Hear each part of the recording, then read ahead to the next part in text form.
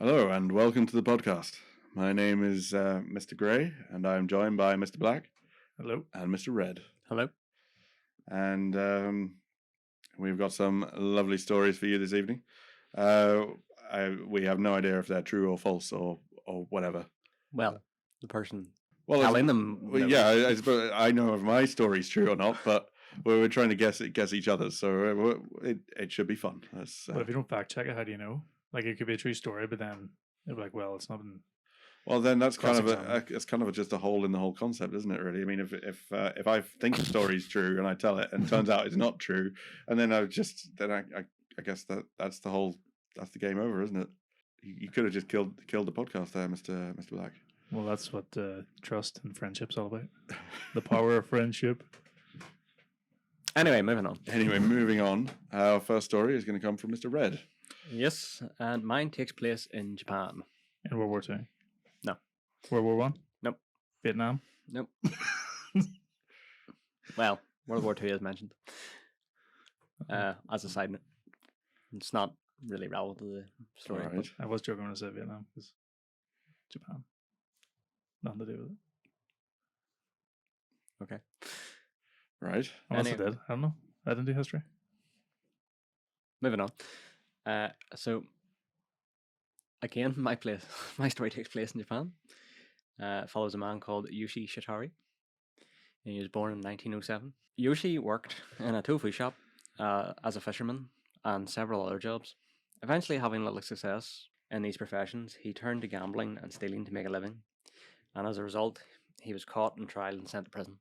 Yoshi was imprisoned in Amuro prison in 1936, where he studied the guard's routine for several months. To be fair, that's quite a good time to be in prison. 1936. 1936. Well, yeah, because you're not going to get drafted the following year.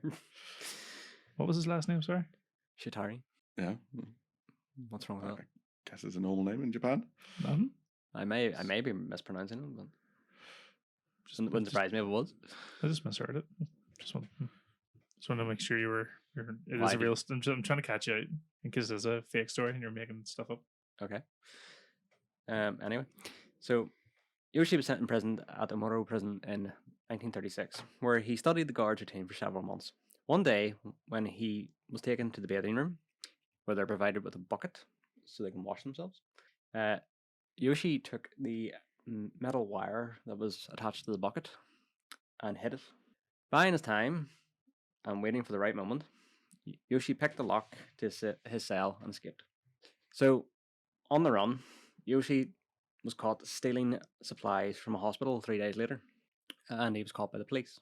He was sent back to prison, and for escaping prison and stealing from the hospital, Yoshi received a life sentence for this. Right.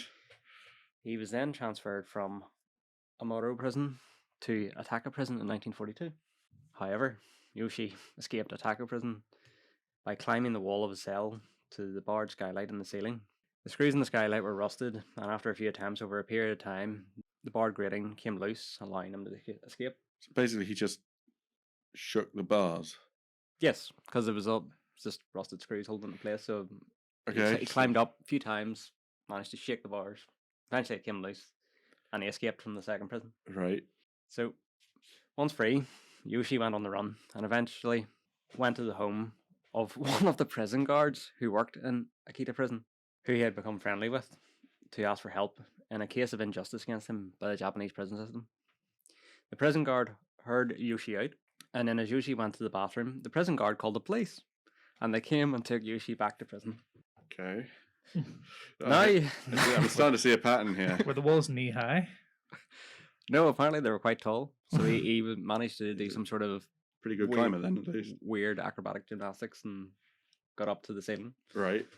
And you gotta think of the prison cell. It's probably just a cubicle, Yeah. quite tall walls, but he managed to climb up the walls and shake the bars free. Pretty impressive. Yeah. Yeah, there's no doubt about Oh, okay. So now Yoshi was sent to Abashiri prison, northern Hokkaido, which was apparently as bad as the Soviet Gulag. that. Oh dear. Well, what year was this again? Doesn't actually say what year this one was. Or if you guess what years it's between. Oh no, it's 1944. 44. Yeah, yeah. Japanese weren't. They didn't treat their prisoners nice around that time. No, I can't imagine they did. No. Would have been even worse than not being native Japanese. Mm-hmm. Anyway, so in this prison, he was placed in handcuffs that could only be taken off by a specialist, the tricky little bugger. Right. The cell had no windows, and his food was provided through a slot in the door. One of the meals provided to him was miso soup, which had a lot of salt in it. Now remember, the cuffs are iron. All right. And the food slot was also made of iron. So, since the cuffs and the food slot and the cell door were both made of iron, Yoshi kept pouring the soup on the cuffs and around the cell door food slot, and eventually, over a long period of time, the cuffs and cell door food slot rusted, and Yoshi was able to take off the cuffs and remove the food slot. That's really quite clever. However, the new hole in the cell door, where the food slot had been, was too small. But, undeterred, Yoshi, in August 1944, dislocated his shoulders. Right. And squeezed through the hole while there was a blackout due to a bombing raid. After all, 1944, this was during the Second World War. Yeah. Jesus. Like Lethal Weapon. So Yoshi escaped again, but was also captured again when he was attacked by a farmer when he was caught stealing tomatoes from his farm. Yoshi killed the farmer in the altercation. Oh, Jesus. Oh dear. For a guy who's very good at escaping, he's not very good at staying out of it, escaped. Yeah, he's a bit of a villain. This guy. He's just. I mean, slithery guy. Good at getting out of prison, but Jailhouse Houdini. he belongs there.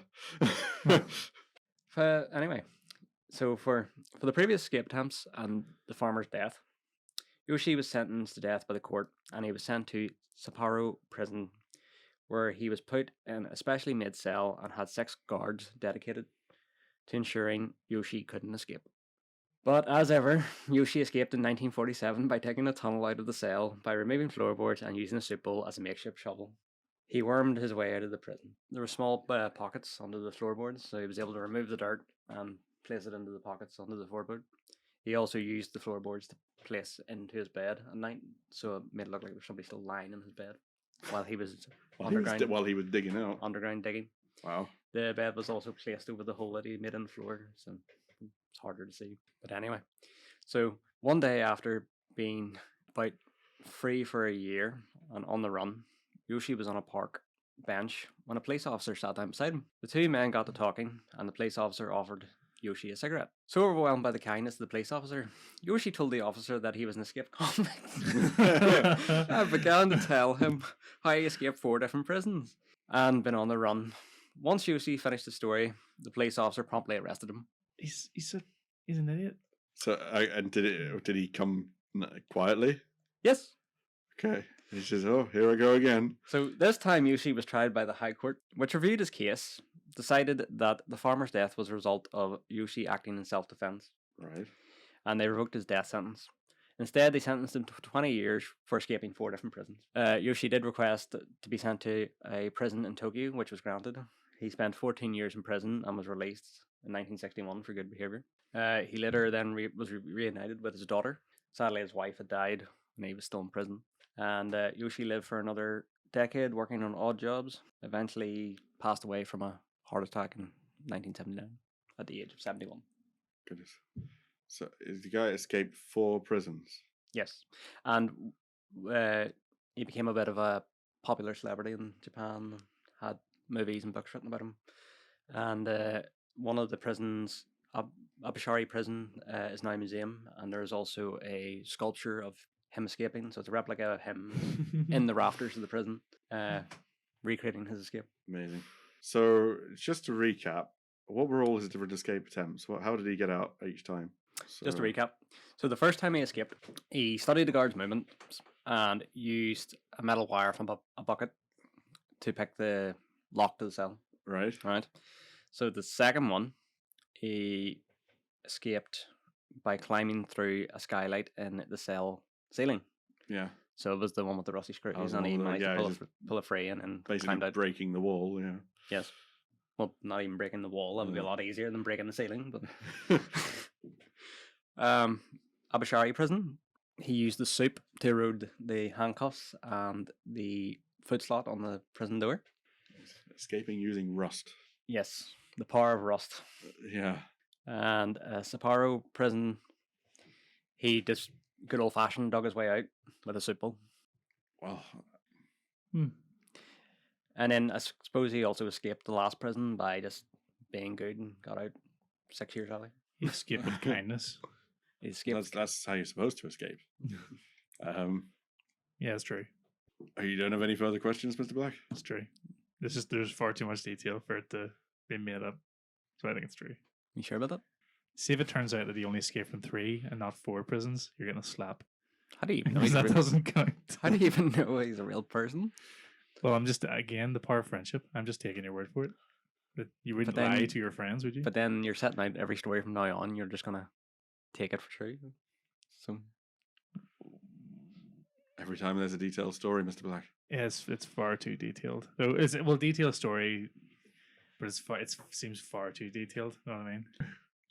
I'm trying to think of questions to ask here about it. Did you say it was 5? 4. 4 prisons. Yeah. So, right. So where did he go after he got out then? What do you mean? Out of Out each. of each one. Out of Did each he one. go into hiding or something? Well, he would have went on the run. Yeah. Well, after he got out of the first one, he was caught 3 days later. Yeah. It wasn't that successful. No, Does he have any books out? Well, he was a celebrity, so I guess he became a probably minor does. celebrity in Japan. Yes, It probably does Well, have a biography minor written down. popular celebrity in pop culture or something. I don't know. And that is the kind of thing they would do in Japan. If someone does something amazing, they would. Do you remember they have a cannibal celebrity there too? Yep, that's right. I'm gonna go with Mr. Black. I'm gonna say I think it might be true because I can't imagine the prisons being the best guarded around that sort of time period. I can imagine it.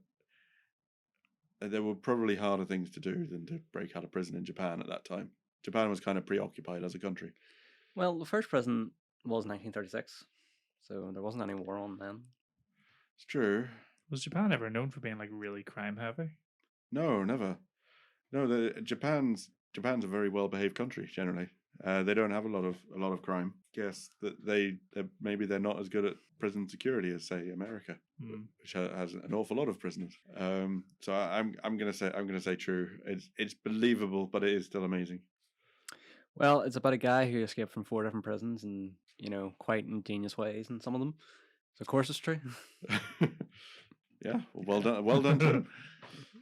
Congrats for escaping 4 times. That's pretty amazing. All right. Well, who's next? I think you should have the honors of going next because my story is pants. All right. Well, mine's pants as well, but maybe not in the way you expect. I'm basically going to lower the tone of this whole conversation with this story. Somebody dies in it, don't they?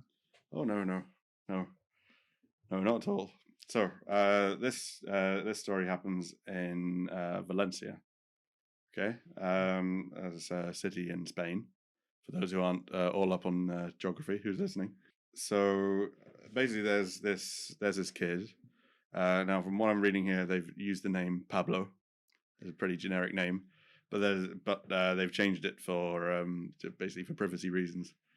Because obviously, well, you'll find out why his family don't want this story getting out. So Pablo, basically, he was a huge fan of the zoo, right? He loved the animals, and he would ask his parents to go to the zoo all the time. A zoo, or it was called it's Valencia Biopark, I think is what it's called, but it's the zoo. So he wants to go there all the time, and when he's there, he always runs right to the monkeys, and the chimps, and the gorillas, and all that. He loves the apes. A little bit of monkey action. Yeah. I'll just put this in perspective here. Pablo is 5. Oh, okay. Right, so we're talking a small kid. Okay. So he's 5 years old. I don't know why I just imagine like a 25-year-old guy just running to go see the chimps. Pablo is 5 years old at this time, and the school that he's in is going to put on a Christmas play, like a nativity, right? So they're getting out all the roles. Now the older kids there was a play for well, later on in the article it says that one of the other actors is 7 years old. So I imagine they've got the older kids doing other speaking parts, and they've got the younger kids doing basically set dressing. So all of Pablo's class, they were all the animals. So if this is going where I think it's going, so all the kids, all the 5-year-olds, were going to be the animals in the barn. Yeah. For those who know the nativity story, it's Mary and Joseph are looking around for a place to stay. Mary is heavily pregnant with baby Jesus, and they can't find anywhere to stay properly, so someone gives them a place in a barn. So in the barn, there's sheep and there's horses and things. Monkeys. Basically, Pablo didn't want to be a horse or a donkey or a sheep. He wanted to be a monkey. So Zebra. So he basically he's throwing tantrums and shouting and screaming, and he really wanted to be a monkey in the play. So they just gave in and let him be a monkey. Oh. Okay. Basically. So they let him be a monkey. They had him all, so it came to the big day. They had him all up with monkey face paint and everything.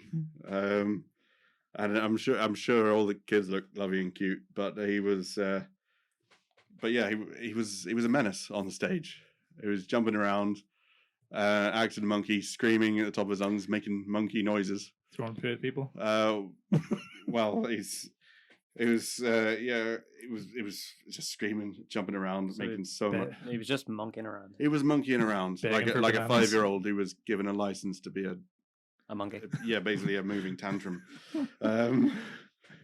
So you could barely hear Mary and Joseph and the innkeeper and all that. But after the baby Jesus had been born, and they were singing and everything, Pablo took his trousers down and threw some feces at Mary, who had recently given birth to Jesus.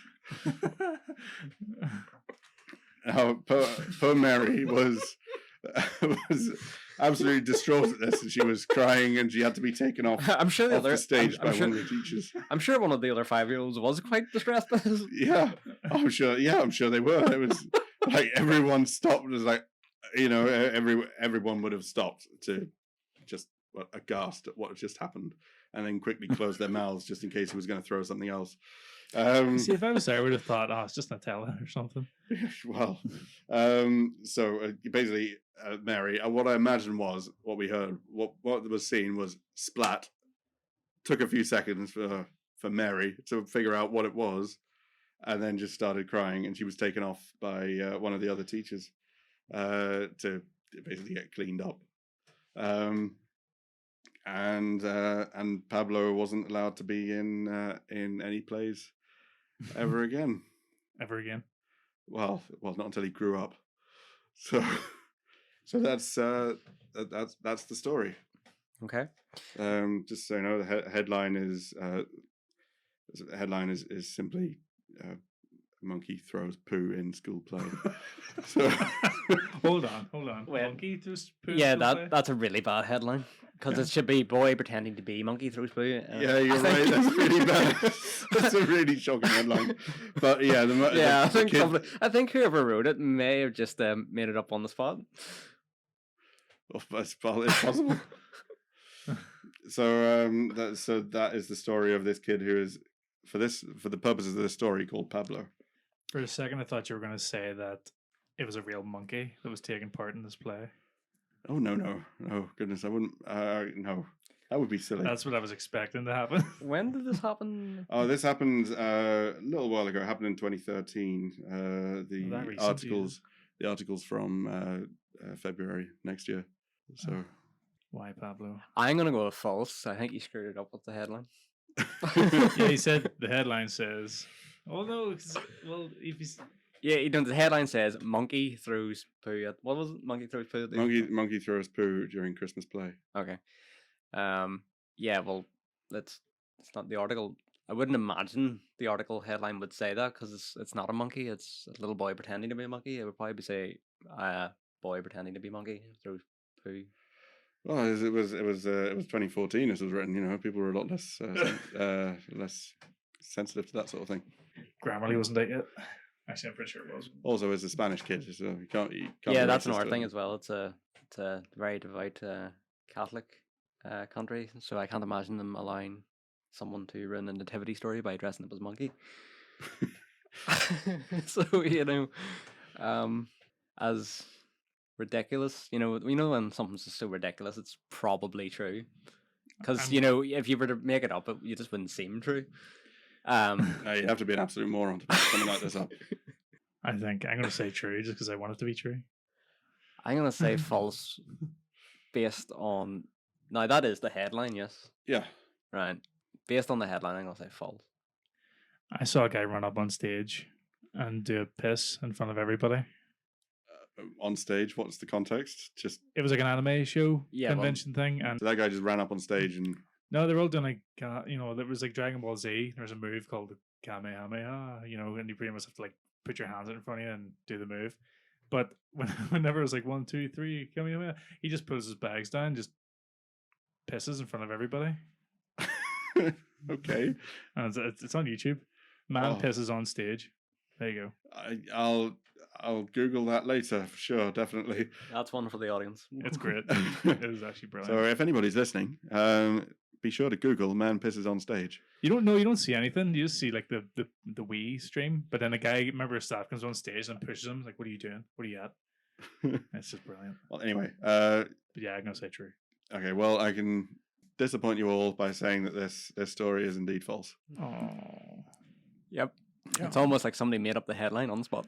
Yeah, it was, the headline let me down. You look disappointed. Mr. Black is... You look disappointed, Mr. Black.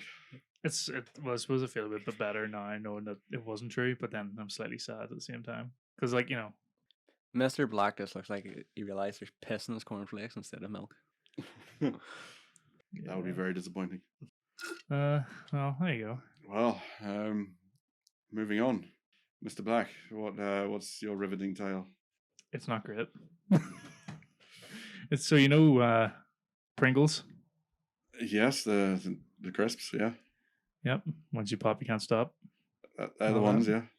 Well, there's a little interest. It's more of a factoid than an actual story.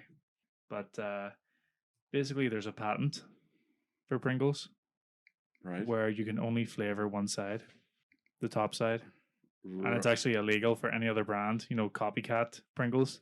It's illegal for any other brand to flavor the top side of the crisp.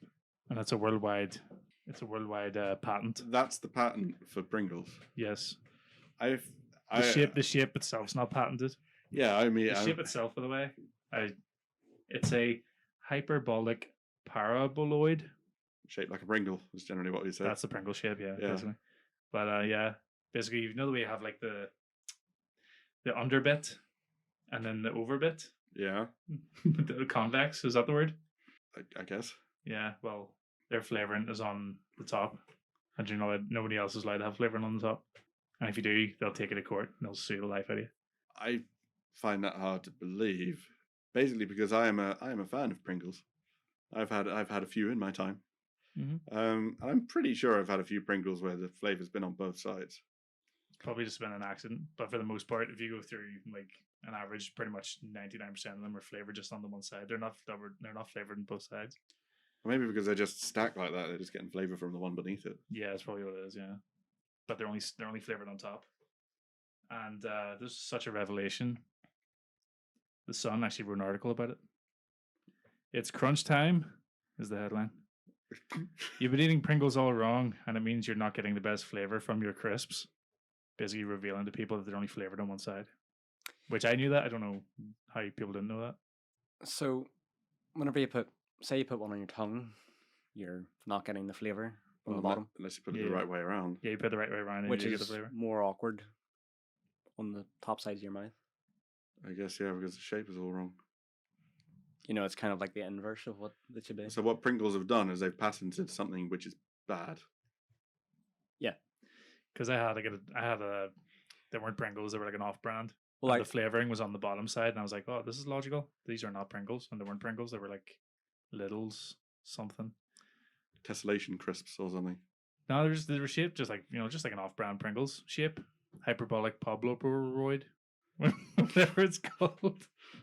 But I think they were probably salty because this followed a lawsuit. They're salty, you say? Yeah, the original flavor only came in one flavor until the 80s. Right. It was just the original flavor, which was like salted on one side. But London High Court, sorry, it was in America. They weren't allowed to call them chips in America because they didn't meet certain requirements. Right. And I think after that, they were kind of pissed off. She's like, well, you know what then? We're going to patent our flavor technology. They didn't say technology, but they're going to patent the way they flavor their crisps by just having the flavoring on So one what side. do they call them in America? Crisps. They have to legally call them crisps in America because they don't meet the chips criteria. Right, okay. They're made from the similar process, but they're only like 42% potato, which I didn't. My goodness, what's the rest of them? Yeah, what the hell is the rest of it? I thought it was potato. It was actually 1975. I'm not gonna lie, that 1975. blew The me real away. Pringles could only use the word chip in their product name within the phrase potato chips made from dried potatoes. Well, I'm going to say I actually believe this because patent laws are like, it's one of those absurd things that would Patents actually are- allow you to patent something like that. So it's like, I remember hearing like a weird thing about cornflakes, and then people trying to duplicate them, and they get around it just by minutely changing what the actual product is, and then giving a really long-winded explanation in the patent of why it's different. But it's basically the same thing, and it's basically the same thing. It might be just a slightly different way of actually producing the item or how the final item comes out. So I can't actually believe this. Yeah. Sorry, it's 42% because the rest of it is like corn and rice. Oh, okay. So it's not like it's bad stuff. Yeah, it's not like alien goo and I hate all those crisps made of alien goo. Yeah, exactly. Or just stuff from the dirt. But it was in the 80s too.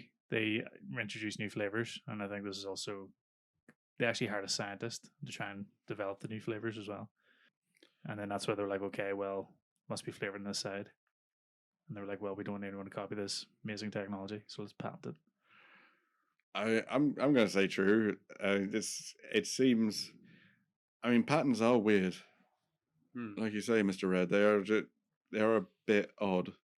Sometimes, like some things will be patented in a really strange way. You can copy something really well until you get to one certain aspect of it. I'm surprised that the making process hasn't been patented because Pringles are a little bit unusual for crisps, anyway. Yeah, I thought they would have patented that, but then, well, I don't know. Yeah, the shape of them. Well, I suppose. I don't know. But then you can't really copyright a shape. Yeah. Yeah, it doesn't really count. Like cornflakes probably would have done the same thing. Oh, you can't make corn into flakes. How dare you? I don't think they can do that. Yeah. But yeah, I do actually remember watching something in relation to the cornflakes thing, and who somebody came along to copy it, and there was like a really odd way that they did the patent. I can't actually remember, so I'm not going to try and just talk rubbish about it. But basically, it's like something along the lines of, you have salt and vinegar crisps. So you say you went through the process. I salted them, then I put vinegar on them. It was basically changed to I put vinegar on them and then I put salt on them. Right. That's how absurd patents can be. That's how absurd the wording of them can get to actually just basically produce the same item. Wow. But just get around the patent. Well, okay. Well, my verdict is true. Yeah, I'm gonna go true as well. Well, I'm proud to say I made all that shit up. No way. Yeah. Wow, well done, Yes. Mr. Black. I'm stunned. This revelation came to me on Monday. I was like, oh my God. I was sitting there just eating these, and I was like, it's true whenever I said these are flavored on the different side. And I was like, oh my God, what if I just say it's flavored on the other side because of legal reasons? Like, that's amazing. Yeah, there you go. I'm happy. That's amazing. You totally had me there, yeah. You've defeated us. Well done, Mr. Black. Thank you. I'll accept this trophy. Yeah, you win the trophy wherever it is. Maybe I should stick to the simpler stories. Yeah, well, on that bombshell, everybody, it's time to end. Yeah. Until next time. Enjoy some Pringles. Not sponsored by Pringles.